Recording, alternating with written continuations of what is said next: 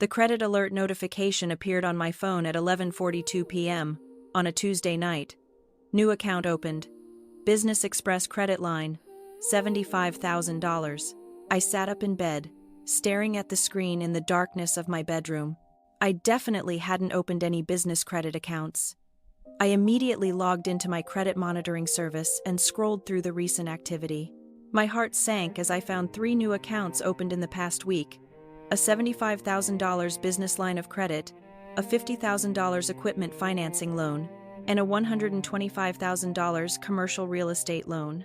All applications had been submitted using my personal information, employment history, and social security number. The total exposure was $250,000 in fraudulent debt that could destroy my financial life, but I knew exactly who had access to my financial information. My brother, Caleb, had been staying in my spare bedroom for 2 months, supposedly getting back on his feet after his latest business venture collapsed spectacularly. During that time, he'd had unlimited access to my home office, my daily mail delivery, and all my personal documents. I got up and padded quietly to my home office, careful not to wake Caleb. My filing cabinet was slightly ajar. I always kept it locked, but the lock had been picked. Someone had been rifling through my tax returns, bank statements, employment records, and insurance documents. On my desk, there were faint impressions on my notepad where someone had pressed down hard while writing, probably practicing my signature. I opened my laptop and checked the browser history. Someone had been researching business loan applications, how to establish corporate credit using personal guarantees, strategies for maximizing loan approvals, and even articles about identity theft penalties. The searches had been conducted during business hours when I was at my job downtown. As a forensic data analyst for a major insurance company, I had extensive experience with fraud investigation, digital evidence preservation, and financial crime patterns. My home network was configured to log all internet activity, and I had security cameras positioned throughout my apartment that I'd installed after a break-in 2 years earlier. I pulled up the network activity logs for the past month. Caleb's devices, his laptop, tablet, and smartphone had been accessing loan application websites, business formation services, credit monitoring sites, and financial planning forums. He'd also downloaded copies of my personal documents and uploaded them to several cloud storage accounts that I could trace through the network traffic.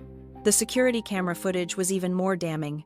Clear video showed Caleb sitting at my desk last Tuesday, methodically photographing my tax returns and employment verification letters with his phone. In another clip from Thursday, he was practicing my signature while holding my driver's license for reference, testing different pens and writing styles. But the most incriminating evidence was audio from my smart home system. Caleb had made several phone calls from my living room, not realizing that my voice assistant automatically logged and stored conversations containing financial keywords like loan, credit, fraud, and identity theft. In one recorded call from last week, Caleb told someone, "Your credit is perfect and you're too stupid to use it. I'll make millions with these loans and pay everything back before you even notice," he continued. "She's one of those boring conservative types who never takes financial risks." In another conversation, he bragged, "My sister is this uptight data analyst who never does anything interesting with money. She has perfect credit and no debt, so I can probably get approved for anything using her information. She's too trusting and disorganized to suspect anything until it's too late." The next morning, I watched Caleb get ready for what he called important business meetings. He was wearing his best suit, one I'd bought him for job interviews, and carrying a new leather briefcase filled with documents I recognized as copies of my financial records. "Big day today?" I asked casually while making coffee, keeping my voice neutral and interested. "Huge day," Caleb replied confidently, adjusting his tie in the hallway mirror. "I'm finalizing some major business deals that are going to change everything. Within 6 months, I'll be running a multi-million-dollar operation." "That sounds exciting. What kind of business are you starting?" "Import-export company specializing in high-end electronics from overseas. Consumer devices, computer components, that sort of thing. The profit margins are incredible. If you have enough capital to get started properly." "How are you financing the startup costs?" "That sounds like it would require significant investment." Caleb's expression became evasive, and he avoided direct eye contact. I've got some investors lined up, silent partners who recognize my business acumen and want to work with someone who knows how to make serious money. That's wonderful, I said. I hope everything works out for you. Oh, it will, Caleb said with complete confidence. This time next year, you'll be asking me for financial advice instead of the other way around. After Caleb left for his meetings, I called the 3 banks that had approved the fraudulent loans. I spoke with loan officers at each institution and confirmed that applications had been submitted using my personal information, but requesting that all correspondence be sent to a business address I'd never heard of, a small office complex across town. The loan officers were shocked when I explained that I hadn't applied for any business loans and that someone was using my identity fraudulently. Miss Vance, these applications were approved based on your excellent credit history, stable employment, and comprehensive financial documentation, said Sarah Jenkins from Business Express Credit. The applicant provided tax returns, bank statements, employment verification, and even credit reports. Everything appeared legitimate. Those documents were stolen from my home, I explained. I need to file fraud reports immediately and freeze all accounts. We will freeze the accounts pending investigation, Sarah assured me. This appears to be sophisticated identity theft. You should contact law enforcement immediately. This level of fraud typically involves federal charges. I spent the morning filing fraud reports with all 3 banks, reporting the identity theft to the Federal Trade Commission, and documenting everything for my insurance company. Then I called Detective Marcus Ford from the Financial Crimes Division, whom I'd worked with on several insurance fraud cases over the years. Detective Ford, this is Elena Vance from Consolidated Insurance. I need to report identity theft and business loan fraud.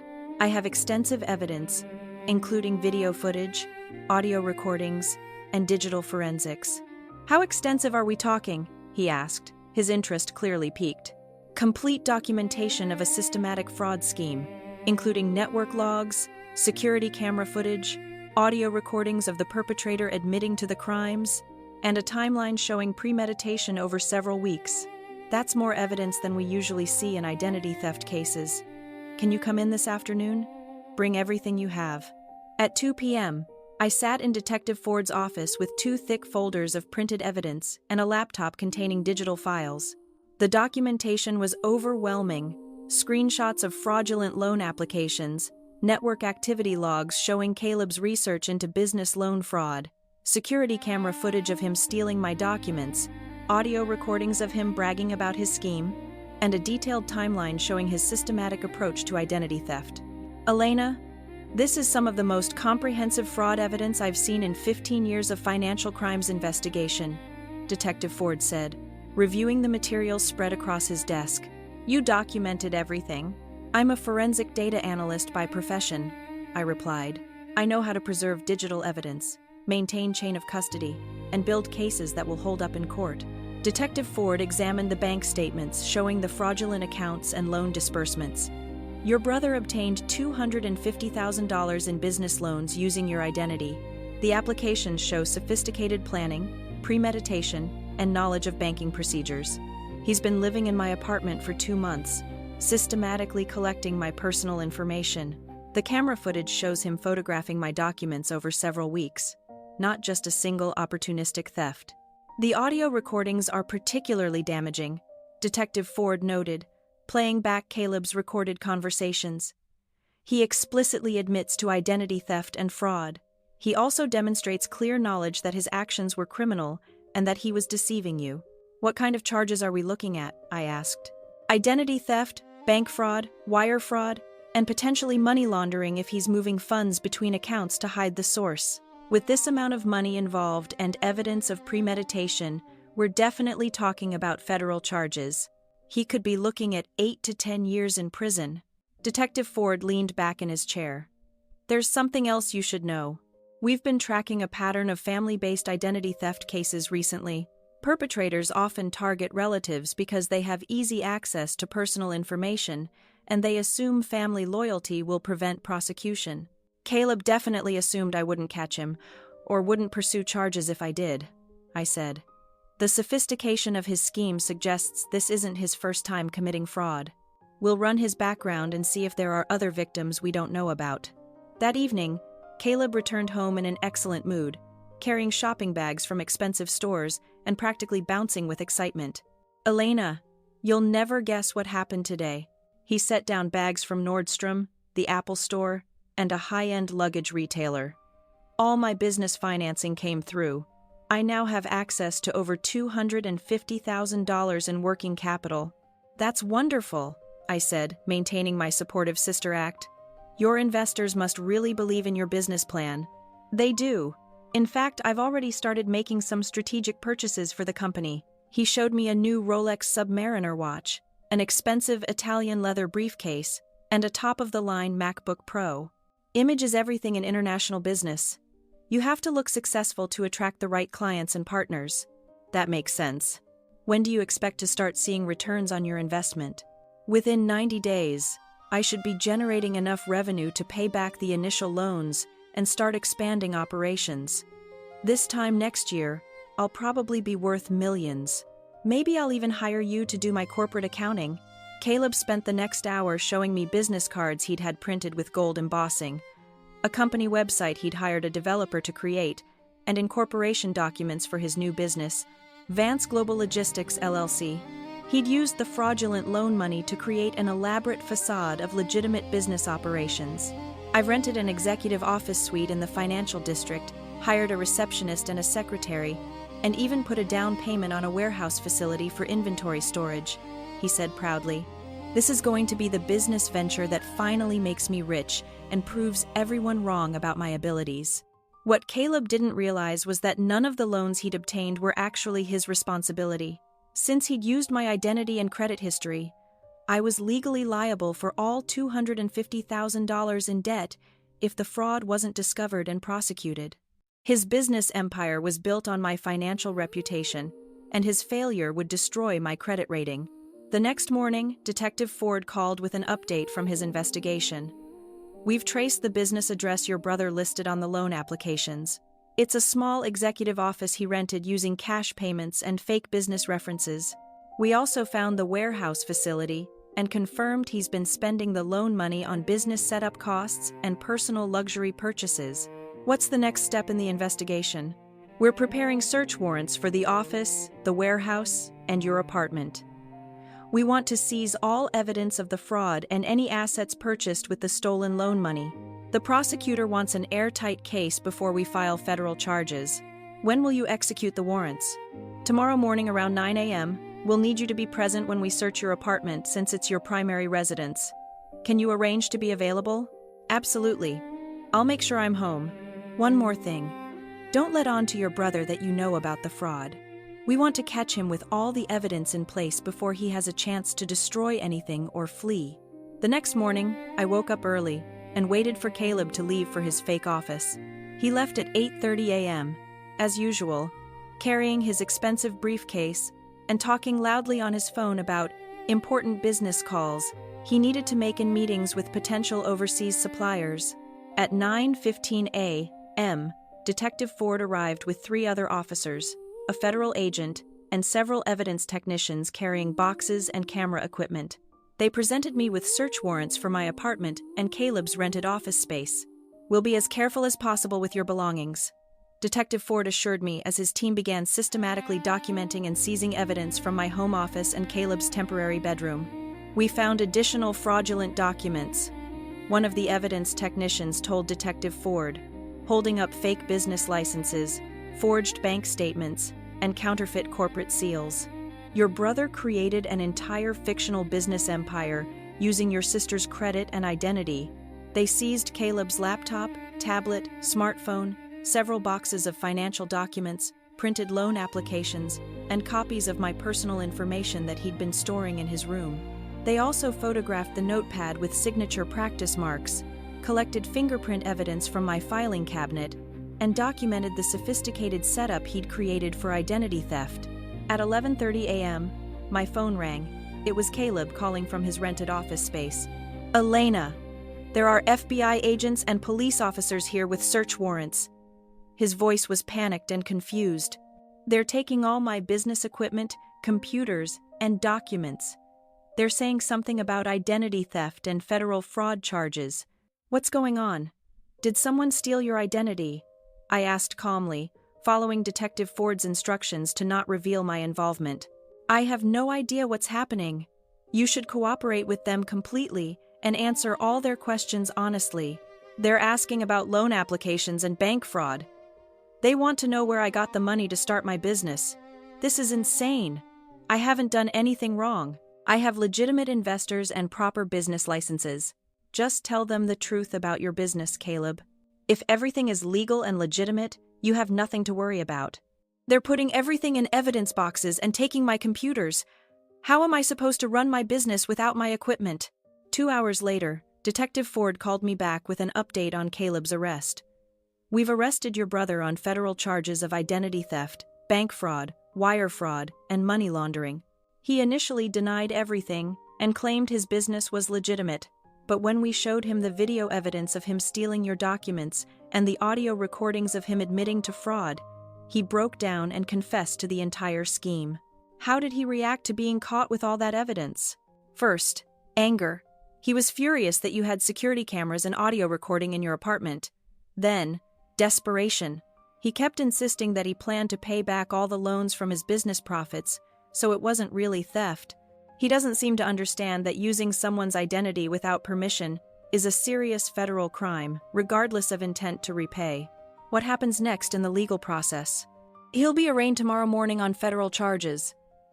With the comprehensive evidence you provided, the prosecutor is confident we can get convictions on all counts. Your brother is looking at 8 to 10 years in federal prison, plus restitution and fines. That afternoon, I started receiving phone calls from family members who'd heard about Caleb's arrest through our local family network. The reactions were predictably divided along familiar lines. My mother called in tears. "Elena, how could you have your own brother arrested? He was just trying to start a business and make something of himself. Family should stick together during difficult times." "Mom, Caleb stole my identity and fraudulently obtained $250,000 in loans that I would have been legally responsible for. If he hadn't been caught, I could have lost my house, my savings, and my credit rating. But he's your brother. You should have talked to him privately before involving the police and destroying his life." I didn't know he was committing crimes against me until I received credit alerts about fraudulent accounts. By then, he'd already obtained $250,000 through systematic identity theft. My father had a different perspective when he called later. "I can't believe Caleb was stupid enough to try this kind of scheme against you. Didn't he realize you work in fraud investigation for a living?" "Apparently he thought I was too trusting and disorganized to catch him," I explained. "He seriously underestimated both my professional expertise and my personal security measures. He always was too clever for his own good. I just never thought he'd be dumb enough to commit federal crimes against his own sister." My Uncle Thomas was furious with me when he called that evening. "Elena, you could have just co-signed business loans for Caleb if you wanted to help him succeed. There was no reason to send him to federal prison over money." "Uncle Thomas, I didn't co-sign anything, and I wasn't asked to co-sign anything. Caleb forged my signature and stole my identity to commit bank fraud. This wasn't about me refusing to help him. This was about him committing serious federal crimes. You're being vindictive and destroying family relationships. Families should help each other achieve their dreams, not destroy each other over business disagreements. This wasn't a business disagreement or a family dispute. Caleb systematically stole my personal information, forged my signature, and obtained $250,000 in fraudulent loans. If his scheme had succeeded, I could have faced financial ruin. If this story touches you, please consider subscribing and sharing this video. It truly helps me grow and continue creating better content. The preliminary hearing was held 2 weeks later in federal court. I testified about the evidence I'd collected and explained how Caleb had used his access to my home to systematically gather my personal information over several months. Caleb's court-appointed defense attorney tried to portray the fraud as a misunderstanding between siblings, claiming Caleb believed he had implicit permission to use my credit for business purposes since we were family.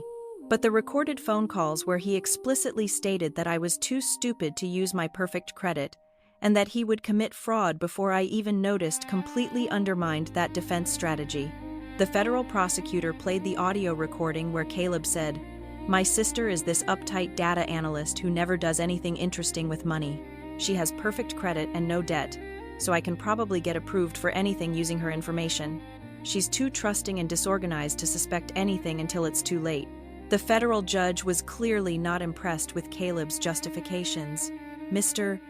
Vance, regardless of your family relationship with your sister, using someone's identity to obtain $250,000 in loans without their knowledge or consent constitutes serious federal crimes that strike at the heart of our financial system. Caleb was bound over for trial on charges of identity theft, bank fraud, wire fraud, and money laundering. Bail was set at $100,000, which he couldn't afford since all his assets had been purchased with fraudulent loan money and had been seized as evidence. While Caleb sat in federal detention awaiting trial, I received a visit from his business attorney, Arthur Pym, who was trying to salvage something from the wreckage of Caleb's fake empire. Miss Vance, I represent your brother in his business affairs.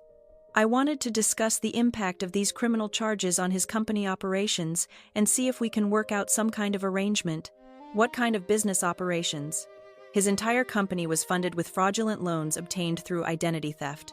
Well, regardless of the funding source, he did establish legitimate business contracts, lease agreements, and employment relationships. Several people are now unemployed because of his arrest, and suppliers are demanding payment for services already rendered. Mr. Pym, Caleb's entire business was built on stolen money obtained through identity theft. Any contracts he signed were based on fraudulent financing that he had no legal right to access. Caleb asked me to speak with you about possibly testifying as a character witness at his trial. As his sister and the victim of his crimes, your support could significantly impact his sentencing and help the judge understand that this was a family matter that got out of hand. My support? Caleb stole my identity and committed $250,000 worth of fraud using my personal information. He could have completely destroyed my financial life to fund his fake business empire. Arthur Pym looked frustrated and desperate. Miss Vance, your brother is facing 8 to 10 years in federal prison. His children will grow up without their father. Is that really proportional punishment for what you consider a family financial dispute? This wasn't a family financial dispute or a business disagreement. Caleb committed premeditated federal crimes involving $250,000. He systematically stole my personal information over several months and created an elaborate fraud scheme designed to deceive multiple financial institutions. 4 months later, facing overwhelming video, audio, and digital evidence that would guarantee conviction at trial, Caleb accepted a plea bargain offered by federal prosecutors. He pleaded guilty to identity theft and bank fraud in exchange for a reduced sentence of 6 years in federal prison. At the sentencing hearing, Caleb was allowed to make a statement to the court before receiving his sentence. Your Honor, I know what I did was wrong. I was desperate to make my business dreams come true, and I made terrible decisions that hurt my sister and violated her trust in the worst possible way. He turned to look at me sitting in the gallery with my parents. Elena, I'm sorry for what I did to you. I convinced myself that I could make enough money to pay back the loans before you found out. But I realize now how incredibly selfish and criminal that thinking was. The federal judge sentenced Caleb to 6 years in federal prison, followed by 3 years of supervised probation. He was also ordered to pay $285,000 in restitution, covering the fraudulent loans plus penalties, interest, and investigation costs. After the sentencing, Detective Ford met with me in the courthouse hallway. How do you feel about the outcome of the case? He asked. Relieved that it's finally over, I said. Honestly, Caleb needed to face serious consequences for his actions, but I'm glad he finally accepted responsibility instead of putting everyone through a lengthy trial. Your evidence collection made this case completely airtight. Without your comprehensive documentation, it would have been much harder to prove the systematic nature of the fraud and the premeditation involved. Caleb assumed I was too trusting or too naive to catch him. He seriously underestimated both my professional expertise in fraud investigation and my personal security measures. A year and a half later, I received a letter from Caleb, written from federal prison. Dear Elena, I've had a lot of time to think about what I did and why I did it. I was jealous of your financial stability and professional success, and frustrated with my own repeated business failures. Instead of asking for legitimate help or finding legal solutions to my problems, I chose to betray your trust and commit serious federal crimes. I know now that my actions could have completely destroyed your financial life. Those loans were in your name with your credit backing them, and if I hadn't been caught, you would have been legally responsible for $250,000 in debt you didn't create. I was willing to risk your entire future to fund my business fantasies. I don't expect you to forgive me, but I want you to know that I understand why you had to report me to the police. You were protecting yourself from the consequences of my crimes, just like anyone should do when they're the victim of identity theft. The other inmates here think I'm crazy for not being angry at you for turning in family, but you didn't turn me in. You documented evidence of federal crimes I committed against you. There's a big difference between reporting crimes and betraying family. I hope someday we can rebuild our relationship, but I understand if you can never trust me again. I proved that I was willing to destroy your life to chase my own dreams, and that's not something a person gets over easily. Your brother, Caleb, I never responded to that letter. Caleb served 5 years of his 6-year sentence and was released on good behavior for participating in prison education programs. He now works at a construction company in another state and is required to check in with a federal probation officer every month. Our parents still believe I should have handled it within the family, instead of involving law enforcement. They think Caleb's punishment was too harsh for what they call a family business dispute that got out of hand. But identity theft isn't a family business dispute. Bank fraud isn't a family disagreement that got out of hand. When someone systematically steals your personal information, forges your signature, and obtains $250,000 in fraudulent loans using your identity, that's a serious federal crime, regardless of whether you share DNA with the perpetrator. Caleb gambled that family loyalty would protect him from the consequences of his crimes. He assumed I would be too shocked, too guilty, or too concerned about family harmony to pursue federal charges against my own brother. He was completely wrong. Family relationships don't create immunity from federal law. Trust, once broken by systematic fraud and betrayal, cannot be repaired by simply promising to pay money back or claiming good intentions. And someone who is willing to destroy your financial life to fund their business dreams has demonstrated that they value their ambitions far more than your welfare. I maintained comprehensive digital security because fraud investigation is my profession, but also because I learned early in my career that financial predators often target the people closest to them, counting on family relationships and emotional manipulation to shield them from prosecution. Caleb spent months planning his elaborate fraud scheme, confident that I would never discover it or never have enough evidence to stop him if I did. The security cameras, network logs, audio recordings, and detailed financial documentation proved him completely wrong. Sometimes, protecting yourself means being willing to prosecute the people who are supposed to love you. Sometimes family loyalty means being loyal to legal boundaries and ethical behavior instead of criminal schemes and fraudulent activities. And sometimes the people who tell you to handle it within the family are the same people who would never risk their own credit rating, financial security, or professional reputation to enable someone else's federal crimes. The sound of the warrant being signed that morning wasn't just the sound of justice being served. It was the sound of consequences finally catching up with someone who believed family relationships would protect him from the federal laws he'd systematically broken. They didn't.